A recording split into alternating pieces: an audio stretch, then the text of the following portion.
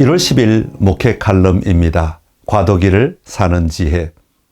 21세기를 살아가는 우리는 엄청난 사회의 변화를 경험하는 세대입니다. 고려시대, 조선시대의 변화는 매우 느렸습니다. 삶의 모습이나 외형만 보더라도 큰 차이가 없어 보입니다. 그러나 그런 사회 속에서도 조금씩 변화가 일어났었습니다. 그러나 우리가 지금 살고 있는 현대는 엄청난 변화와 그 속도를 경험할 수밖에 없습니다. 그 현상을 단적으로 보여주는 것이 세대 구분입니다.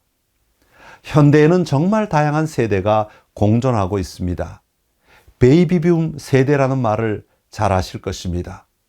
1946년부터 64년까지 태어난 사람을 말합니다. 65년부터 75년까지 태어난 사람을 X세대라고 부릅니다. 그리고 77년부터 95년까지 태어난 사람을 M세대라고 말합니다. 그리고 96년 이후에 태어난 사람을 Z세대라고 부릅니다. 그리고 2013년 이후 출생한 사람을 알파세대라고 부릅니다. 이처럼 다양한 세대가 모여 비슷한 경험을 하며 사는 것이 아니라 전혀 다른 경험을 하며 살아가는 변화의 시대를 지금 우리는 모두가 살아가고 있는 것입니다.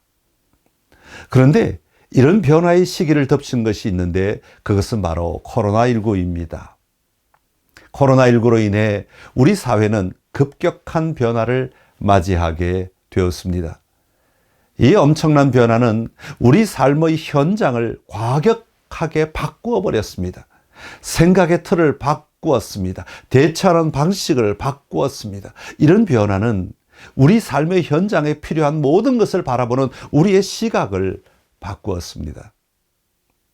이처럼 변화가 일어날 때 우리 삶을 바꾸게 하는 경험이 있는데 이것을 과도기라고 부릅니다.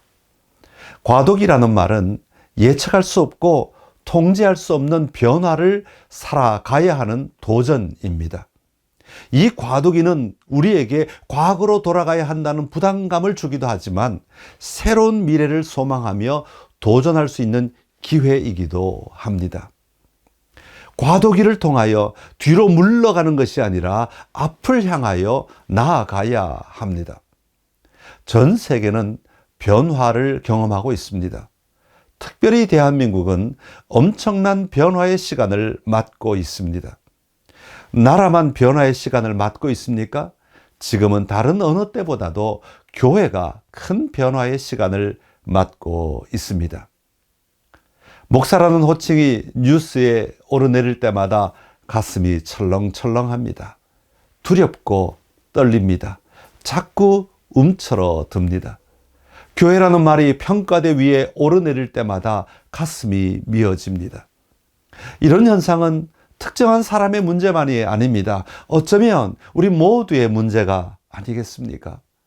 이처럼 갑작스럽게 다가오는 충돌을 대하면서 우리는 영적 삶의 과도기를 맞이합니다. 이 과도기를 어떻게 다루는가 하는 것은 새로운 정착지를 향하여 나아가는 중요한 과정입니다. 안정된 삶의 자리에 있다가 맞이하는 이 변화는 모든 면에서 감당하기 어려운 것은 사실입니다. 그러나 이 과도기를 통하여 오늘 우리의 삶을 재점검하고 새로운 삶의 자리를 형성함으로 우리가 나아가야 할 내일을 경험할 수 있게 됩니다. 이런 과도기를 살아가는 우리 성도들이 붙잡아야 할 것은 분명한 방향입니다. 외형적인 조직이나 프로그램보다 더 중요한 것은 내가 무엇을 믿고 내가 무엇을 해야 하며 내가 무엇을 향하여 나아가고 있는가를 분명히 보아야 합니다. 이 과정을 통해 우리는 우리가 누리며 달려야 할 우리의 삶을 재형성하며 나아갈 수 있게 됩니다. 재형성을 위해서는 오늘 우리가 이 어려움을 어떻게 이겨내는가가 매우 중요합니다.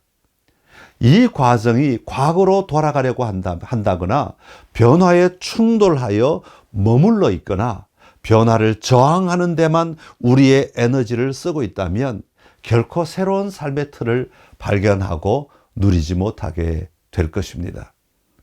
이 시간을 통해 끊임없는 반성과 새로운 영적 결단으로 이 과도기를 통과해야 합니다. 그렇게 새로운 삶의 환경 속에서 하나님 나라를 누리며 나아가는 삶을 살아갈 때 우리는 새로운 미래를 오늘로 누리며 살아가게 될 것입니다. 온 성도가 함께 도전하여 이 과도기를 잘 살아가심으로 더 큰 승리의 삶을 누리는 선창이 됩시다.